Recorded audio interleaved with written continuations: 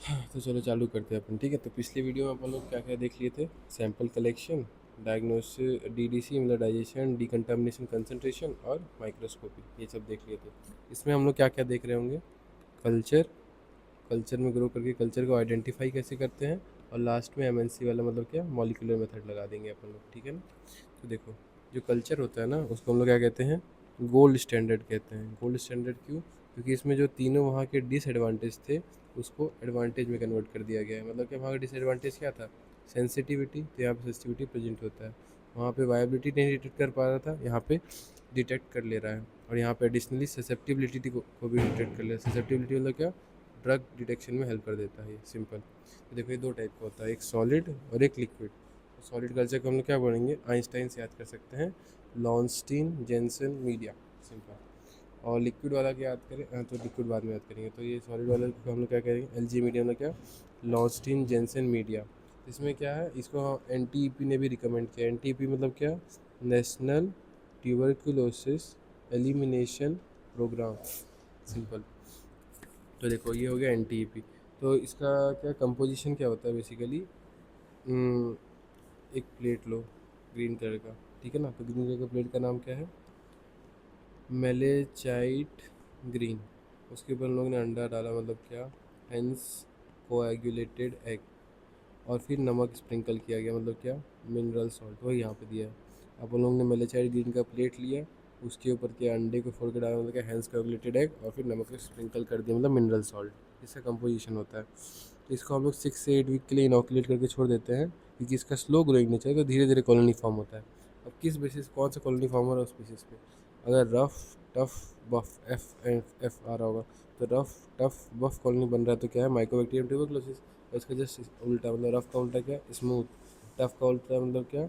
Moist. और बफ का उल्टा मतलब क्या? वाइट। तो वो कॉलोनी बन रही है, तो बॉविस। तो अपना ये हो गया सॉलिड कल्चर। सॉलिड कल्चर समझ में आया? तो ये क्या हुआ? गोल्ड स्टैंडर्ड पाया गया। क्यों? क्योंकि इसमें सेंसिटिविटी भी है, ससेप्टिबिलिटी भी है, और वायबिलिटी भी है। टाइप्स में हम लोग ने देख लिया क्या? सॉलिड और लिक्विड। सॉलिड को हम लोग क्या कहते हैं? Lowenstein, Jensen, media. उसके अंदर आप लोगों ने प्लेट पे अंडा अंडा फोड़ के डाल दिया था, उसने कॉलोनी फॉर्म किया, रफ टफ बफ, तो अपना टीबी हो गया। ये नहीं हुआ तो फिर दूसरा हो गया।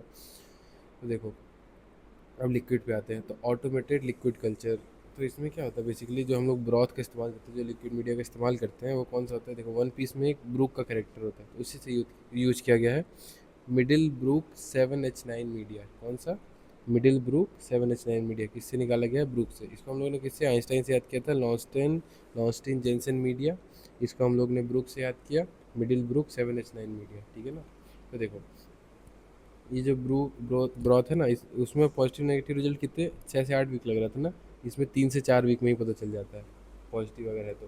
और अगर नेगेटिव होगा तो उसको हम लोग 3 से 4, मतलब 3 से 4 वीक में ग्रो नहीं किया, तो ऐसे नहीं बोल देंगे नेगेटिव है। उसको ग्रो करने देंगे 6 वीक तक। अगर 6 वीक तक भी नहीं हुआ तब नेगेटिव रिजल्ट बोलेंगे, ठीक है ना। तो इसमें क्या होता है? हम लोग ऑटोमेटेड सिस्टम का इस्तेमाल करते हैं। वो सिस्टम का नाम क्या है? बैक्टीरिया, जो कि एमआईटी में पढ़ता है, मतलब बैकटेक एमजीआईटी। मतलब क्या? एमजीआईटी मतलब क्या? बैकटेक मतलब बैक्टीरिया का टेक्निक है, किसमें? जो एमआईटी में इस्तेमाल किया, मतलब क्या? Mycobacterium growth indicator tube. Bacteria, इसका फोटो लगाना चाहिए था, लगा दूंगा अभी। तो देखो, bacterial Mycobacterium growth indicator tube. तो इसमें क्या होता है बेसिकली? देखो, एक ट्यूब होता है, ठीक है। इस ट्यूब के अंदर अपना ब्रॉथ तो है ही, जिसके अंदर बैक्टीरिया ग्रो कर रहा होगा, ठीक है। तो अपन लोग का ब्रॉथ है मिडिल ब्रूक 7H नीड। साथ में एक कंपाउंड भी है, उसको हम लोग क्या कहेंगे? Oxygen sensitive fluorescent compound. मतलब वो, उसको ऑक्सीजन चाहिए रहने के लिए। अगर उसको ऑक्सीजन नहीं मिला तो वो हल्ला करने लग जाएगा। हल्ला करने लग जाएगा मतलब क्या? लाइट फेंकने लग जाएगा। वो लाइट हम लोग डिटेक्ट कर लेंगे, दिखने लग जाएगा अपने को, समझे। तो देखो, बैकटेक एमजीआईटी मतलब क्या? एमजीआईटी का फुल फॉर्म क्या है? माइकोबैक्टीरियम का ग्रोथ को इंडिकेट करने वाला, माइकोबैक्टीरियम ग्रोथ इंडिकेटर ट्यूब। इसमें ऑक्सीजन सेंसिटिव फ्लोरेसेंट कंपाउंड है और अपना ब्रॉथ है, ये डाली। अब देखो, अब इनिशियली क्या होगा? अपना कम होगा, मान लो बैक्टीरिया तो ग्रो ज़्यादा नहीं कर रहा होगा, तो जो अपना वो है, कौन सा फ्लोरेसेंट कंपाउंड जो है, वो अपना इसको ऑक्सीजन नॉर्मली मिल रहा होगा, तो ये चमक नहीं रहा होगा। पर जैसे जैसे ऑक्सीजन ये ग्रो करने लग जाएगा, कौन? माइक्रोबैक्टीरिया, तो उसका ऑक्सीजन रिक्वायरमेंट बढ़ने लग जाएगा। तो जो क्वेंच हो रहा था, क्वेंचिंग इफेक्ट लॉस्ट हो रहा है, मतलब क्या? जो अपना कंपाउंड था, उसको जो ऑक्सीजन मिल रहा था, वो उसका प्यास नहीं बुझ पा रहा, उसकी क्वेंच नहीं फुलफिल हो पा रही, तो क्वेंचिंग इफेक्ट लॉस्ट हो गया। तो फिर चमकने लग जाएगा, मतलब फ्लोरेसेंस डिटेक्ट हो जाएगा, समझे। तो इससे हम लोग माइक्रोबैक्टीरियम का ग्रोथ भी डिटेक्ट कर सकते हैं, साथ में हम लोग ड्रग ससेप्टिबिलिटी के लिए भी इसका इस्तेमाल कर सकते हैं, समझे। और वायबिलिटी तो बता ही रहा, अगर वो डेड होगा, तो डेड होता तो उसको ऑक्सीजन नहीं चाहिए होता, और ऑक्सीजन नहीं चाहिए होता तो फ्लोरेसेंट कंपाउंड चमकता ही नहीं कभी, क्योंकि ऑक्सीजन की कमी ही नहीं होती, सिंपल। अपने पास कल्चर में दो पढ़ लिए, ये बेसिकली गोल्ड स्टैंडर्ड है। इसका फ़ायदा क्या है, सेंसिटिविटी, वायबिलिटी और ससेप्टिबिलिटी। टाइप्स इसके दो हैं, सॉलिड और लिक्विड। सॉलिड कल्चर को हम लोग क्या कहते हैं, लॉस्टिन जेंसन मीडिया, और लिक्विड कल्चर को हम लोग क्या कहते हैं, brook, Middlebrook 7H9 media. Lowenstein Jensen को हम लोग कैसे, किससे बना होता है वो, मेलिसाइड ग्रीन प्लेट, उसमें हम लोग ने अंडा डाला और सॉल्ट डाल दी, मतलब क्या, मिनरल सॉल्ट। उसको हम लोग रफ टफ बब बन रहा है तो ट्यूबरक्लोसिस है, अगर नहीं बन रहा है ये सब कॉलोनीज तो बोविस है। और ब्रूक ब्रॉथ का जो इस्तेमाल किया वो कौन है, मिडिल ब्रूक 7H9 मीडिया। इसको हम लोग ने यहाँ पे एम जी आई टी मतलब क्या, माइक्रोबैक्टीरियम के ग्रोथ को इंडिकेट करने वाला ट्यूब, समझे। उसमें ऑक्सीजन सेंसिटिव कंपाउंड था, उसने ग्रोथ को डिटेक्ट किया। तो अगर ऑक्सीजन इनिशियली वो नहीं चमक रहा था, बाद में चमक रहा था, क्यों, क्योंकि क्वेंचिंग लॉस्ट हो रहा था, सिंपल। अब कल्चर को आइडेंटिफाई करते हैं, तो आइडेंटिफाई करने के लिए क्या है भाई, देखो जो एलजी मीडिया था या फिर जो ब्रॉथ था, उनमें से उनको निकालो, उनमें क्या अपन लोग जर्नल स्टीन लगाएंगे, जो अपन लोग यहाँ लगा रहे थे। जब स्टीनिंग किए तो अगर एसिड फास्ट बेसिलाई प्रेजेंट हुआ तो हम लोग को पता चल जाएगा कि इसमें ऑर्गेनिज्म है। अब स्पीसीज़ को कैसे आइडेंटिफाई करेंगे, मतलब बेसिकली आइडेंटिफिकेशन में इसको स्पीसीज आइडेंटिफाई करने के लिए, कि इसमें तो ये अपने को पता चल गया कि एसिड फास्ट बेसिलाई हैं, पर उसको आइडेंटिफाई कैसे करेंगे, तो देखो, एक देखो, एमपीटी को कैसे याद कर सकते हो, माइक, एमपी की ट्रैफिक से याद कर लो, एमपी का ट्रैफिक। तो एमपी का ट्रैफिक 64 क्लोज, तो एमपीटी 64। देखो, एमपीटी 64 को कैसे याद कर सकते हो, ये माइकोबैक्टीरियम ट्यूबरक्लोसिस के लिए स्पेसिफिक है, ठीक है, चलो ये तो बात समझ में आ रहा है। तो इससे हम लोग ट्यूबरक्लोसिस का कॉम्प्लेक्स समझ सकते हैं। ऑटोमेटेड सिस्टम में अपने को माल्डी टफ तो आता ही है, और बायोकेमिकल टेस्ट में हम लोग का किसका इस्तेमाल करते हैं, रैबिट पैथोजेनेसिटी टेस्ट। ये थोड़ा रटवा रहा हूँ ना मैं, तो देखो सिंपल करवाता हूँ। 3 पार्ट है, माल्डी टॉफ तो आता है कल्चर के आइडेंटिफिकेशन में, ये तो हमेशा, ये तो सबको आता है, माल्डी टॉफ का इस्तेमाल होता है, इसको हटा दो, तो बस ये और ये बचा। तो देखो MPT 64 जो है, MPT 64 क्या कहता है अपना, एम से एम माइकोबैक्टीरियम ट्यूबरक्लोसिस को डिटेक्ट करता है। और बायोकेमिकल है, तो बायो चीज़ चाहिए, कोई लिविंग चीज़ चाहिए, तो क्या, रैबिट का इस्तेमाल कर रहे हैं, रैबिट का पैथोजेनिसिटी टेस्ट लगा रहे हैं, सिंपल, ठीक है ना। तो अपन लोगों ने कल्चर को ग्रो कर लिया, उसको उसके स्पीसीज़ को आइडेंटिफाई कर लिया माल्डी टॉफ से, या फिर बायोकेमिकल में रैबिट पैथोजेनेसिस टेस्ट, या फिर अपना MPT 64 से। अब अपना आ जाता है मॉलिकुलर मेथड।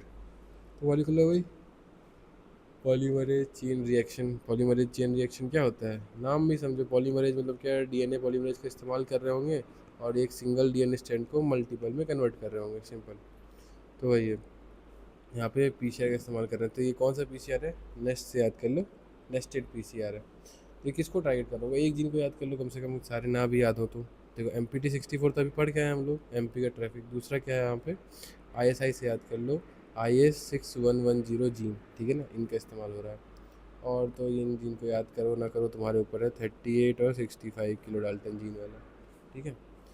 तो ये हो गया, तो ये अपना क्या हो गया, नॉर्मल पीसीआर। नॉर्मल पीसीआर को हम लोग क्या कहते हैं, नेस्टेड पीसीआर, जो किसको टारगेट कर रहा है, ISI वाला, मतलब क्या, IS6110 जीन, MPT 64, 38 और 65 किलो डाल्टन का जीन। अब रियल टाइम पीसीआर देखें, तो रियल टाइम पीसीआर का दूसरा नाम होता है नाट। नाट मतलब क्या, न्यूक्लिक एसिड एम्प्लीफिकेशन टेस्ट, ठीक है। ये पीसीआर समझिए, ये कौन सा पीसीआर था, नेस्टेड पीसीआर। अब जो रियल टाइम पीसीआर है, उसमें कौन सा यूज़ हो रहा है, ना, न्यूक्लिक एसिड को एम्पलीफाई कर रहा है ना बेसिकली। तो किसके हेल्प से, अगर कार्ट्रिज के बेस से एम्पलीफाई कर रहे हैं, तो cartridge based N R T, capital B capital सब कैपिटल। छोटे से लिखेंगे तो क्या, उसको CB नेट कहते हैं, मतलब क्या, इसमें छोटा, ये कार्ट्रिज बड़ा दिख रहा है ना, तो इससे कब बड़े बड़े से लिखते हैं, कि चिप उससे छोटा होता है, इसलिए इसको छोटे से लिखते हैं, मतलब chip based nucleic acid amplification test, ठीक है ना। चलो, इसमें क्या होता है बेसिकली, नाम में ही है सब कुछ, न्यूक्लिक एसिड को एम्पलीफाई कर रहा है ना, तो माइकोबैक्टीरियम ट्यूबरक्लोसिस के कॉम्प्लेक्स में जो डीएनए होगा ना, उसी को एम्पलीफाई कर रहा होगा, और उसका जो रेजिस्टेंस है उसको डिटेक्ट करने की भी कोशिश करता है। कैसे डिटेक्ट करता है, एक जीन होता है जो रिफैम्पिसिन रेजिस्टेंस के लिए रिस्पॉन्सिबल होता है, जीन का नाम क्या है, RPO से याद कर लो, RPOB जीन होता है, ठीक है ना। तो ये RPOB जीन के लिए उसके पास 5 प्रो है, जो उससे बाइंड करते हैं इस जीन से, जो मतलब मान लो ये बैक्टीरिया है, उसका ये डीएनए है, तो उसमें मान लो ये RPO-B जीन है, तो इसको निकाल के बाहर देखे अपन लोग, और उसके अगेंस्ट अपना जो ये CV0 है, ये प्रोब लिखा है 1 2 3 4 5, ये प्रोब इससे बाइंड करता है और बता देता है कि हाँ भाई यहाँ पे तो रिफैम्पिसिन रेजिस्टेंस है। सिंपल। तो CV0 जो है अपना क्या कर रहा है, कार्ट्रिज बेस जो है उसका प्रिंसिपल ये अपना रैपिड है, वो तो पता है अपने को, 2 घंटे में काम हो जाता है। इसमें बेसिकली MTB के कॉम्प्लेक्स DNA को भी डिटेक्ट कर लेता है और साथ में उसके रेजिस्टेंस को भी। कैसे, जो प्रोब है उसके रेजिस्टेंस वाले जीन, कौन सा जीन, RPO-B जीन से बाइंड कर जाता है। तो इसलिए इसको हम लोग TB के डिटेक्शन में भी हेल्प कर सकते हैं और रिफैम्पिसिन रेजिस्टेंस पता करने के लिए भी। तो TB डिटेक्शन कितना करता है, 11 के मल्टीपल्स वाला है। 88% सेंसिटिव है और 99% स्पेसिफिक है। तो स्पेसिफिसिटी तो बहुत अच्छी है इसकी, इसकी भी स्पेसिफिसिटी अच्छी है, मतलब 98% स्पेसिफिक है। और सेंसिटिविटी, रिफैम्पिसिन के लिए सेंसिटिविटी भी 95% बताया था ये, समझे। सेंसिटिविटी ये तो रटने वाला था। ये अपना हो गया क्या, कार्ट्रिज बेस्ड। अब अपना क्या, चिप बेस्ड। तो चिप बेस्ड भी वही है, ये NTP ने अभी अभी 2017 में एक्सेप्ट किया है। इसका एडवांटेज क्या है, बैटरी ऑपरेटेड है तो इसलिए सस्ता पड़ता है और छोटी जगहों पे, मतलब क्या, प्राइमरी हेल्थ सेंटर पे भी लगा सकते हैं। डिसएडवांटेज क्या है, और सबके मुकाबले महंगा है और स्पीसीज़ की मुझे डिफ्रेंशिएट नहीं करता, बस ये TB बताया था, और कम सैंपल लगा सकते हैं। सिंपल, समझे। तो अपन लोग क्या पढ़े, कल्चर आइडेंटिफिकेशन और मॉलिक्यूलर मेथड। तो कल्चर ग्रोथ के लिए अपन लोग ने एलजी मीडिया लगाया और ऑटोमेटेड कल्चर लगाया। उसके बाद ऑटोमेटेड कल्चर में अपन लोग ने मिडिल ब्रू का इस्तेमाल करके MGIT में डाल दिया, मतलब क्या, माइक्रोबैक्टीरियम ग्रोथ इंडिकेटर ट्यूब में। उसके अंदर फ्लोरेसेंट कंपाउंड पहले से ही था, और LG मीडिया में तो ये प्लेट और नमक वमक था ही। कल्चर आइडेंटिफिकेशन की बात करें तो उसमें अपन लोग ने क्या किया, जिंक स्टेन लगाए, और क्या, स्पीसीज आइडेंटिफिकेशन के लिए MPT64 को टारगेट किए, ऑटोमेटेड टेस्ट लगाया, बायोकेमिकल टेस्ट लगाया। सिंपल, ठीक है ना। और मॉलिक्यूलर मेथड की बात करें तो इसमें PCR, रियल टाइम PCR और नाट का इस्तेमाल कर रहे हैं, ठीक है। चलो, तो रियल टाइम PCR में अपन लोग कार्ट्रिज बेस्ड और चिप बेस्ड, उसमें भी ये रिफैम्पिसिन रेजिस्टेंस डिटेक्ट कर ले रहा है, और ये चिप बेस्ड तो है ही। चलो, ठीक है।